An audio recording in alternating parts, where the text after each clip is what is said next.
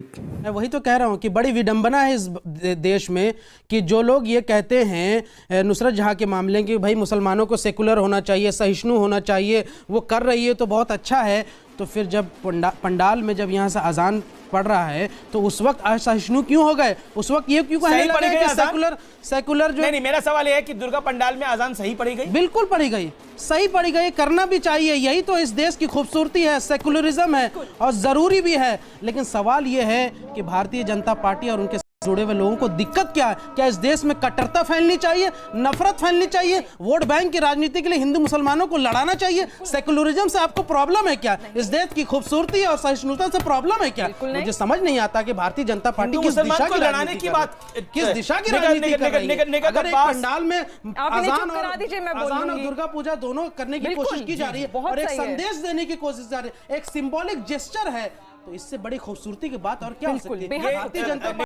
ये खूबसूरती है जिसको आप समझ नहीं पा रहे। बिल्कुल, अभी शोएब जमाई ने बिल्कुल सही बात कही और मेरा मानना है कि दुर्गा पंडाल में अजान हुई बहुत अच्छा है, सेक्युलरिज्म। मैंने तो वहां की सजावट देखी, तमाम धर्मों को एक साथ लाके एकता का उदाहरण दिया गया, पर यह कदम हिंदुओं की तरफ से उठाया गया, दुर्गा पंडाल में उठाया गया।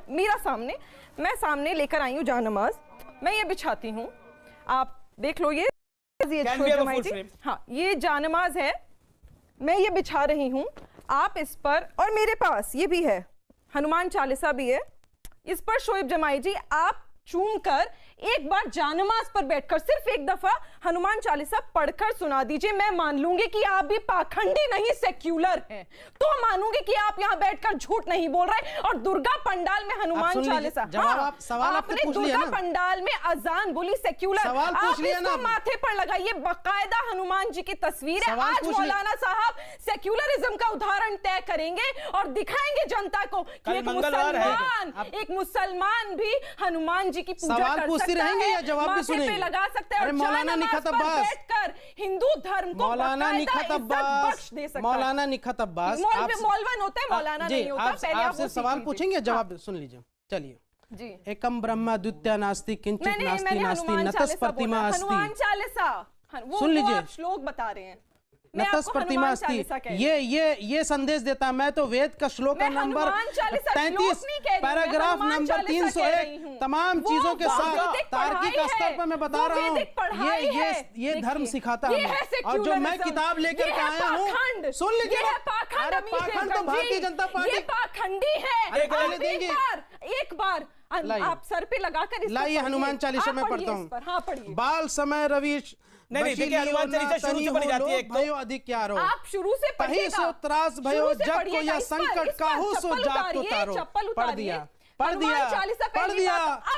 आप इस्लाम की बात नहीं, अब मेरा चैलेंज है, स्वीकार कीजिए नहीं स्वीकार कीजिए। ये अरबी में आपने बहुत मौलवीगिरी की ना, ये अरबी में लिखा हुआ है, एक शब्द पढ़ के दिखाइए। उर्दू अरबी नहीं, ये अरबी में लिखा हुआ है, एक शब्द पढ़ के दिखाइए। जानते हैं अमीर जी, अच्छा सुन लीजिए। अल्हम्दुलिल्लाह रब्बिल आलमीन अर्रहमानिर रहीम मालिकिल यौमिद्दीन इय्याका नअबुदु व इय्याका नस्तईन इहदिना सिरातल मुस्तकीम सिरातल लज़ीना अनअमता अलैहिम गैरिल मग़ज़ूबि अलैहिम वलज़्ज़ालिन। बोलिए, ये है मुसलमान। वुज़ू में कितने फर्ज हैं? और ये वुज़ू में कितने फर्ज हैं? जय गणेश देवा, माता जाकी पार्वती, पिता महादेव। वुज़ू में कितने फर्ज हैं? जय गणेश देवा, माता जाकी पार्वती, पिता महादेव। आप मुझे सिर्फ ये बता दीजिए कि वुज़ू में कितने फर्ज हैं और गुस्ल में कितने फर्ज हैं? एक दंत दावंत चार भुजाधारी। जय गणेश जय गणेश जय गणेश देवा, ये है हिंदुस्तान की सभ्यता जो आज पर मुझे